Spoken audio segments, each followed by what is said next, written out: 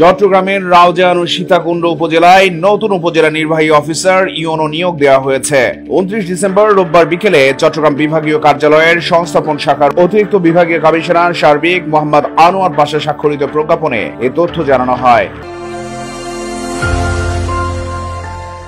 প্রজ্ঞাপন অনুযায়ী রাঙামাটি পার্বত্য জেলার কাপ্তাই উপজেলার ইউনো জিসান বিন মাজেদকে রাউজান উপজেলায় এবং বিভাগীয় কমিশনার কার্যালয়ের সিনিয়র সহকারী কমিশনার মোহাম্মদ ফখরুল ইসলামকে সীতাকুণ্ড উপজেলায় ইউনো হিসেবে পদায়ন করা হয়েছে। প্রজ্ঞাপনে উল্লেখ করা হয়, যথাযথ কর্তৃপক্ষের অনুমোদন ক্রমে এবং জনস্বার্থে জারিকৃত এই আদেশ অবিলম্বে কার্যকর হবে। প্রসঙ্গত, ইউনো হিসেবে পদায়ন সাধারণত প্রশাসনিক দক্ষতা বৃদ্ধির পাশাপাশি স্থানীয় প্রশাসনিক কার্যক্রমকে আরো গতিশীল করার লক্ষ্যে হয়ে থাকে। চট্টগ্রাম প্রতিদিন নিউজ ডেস্ক।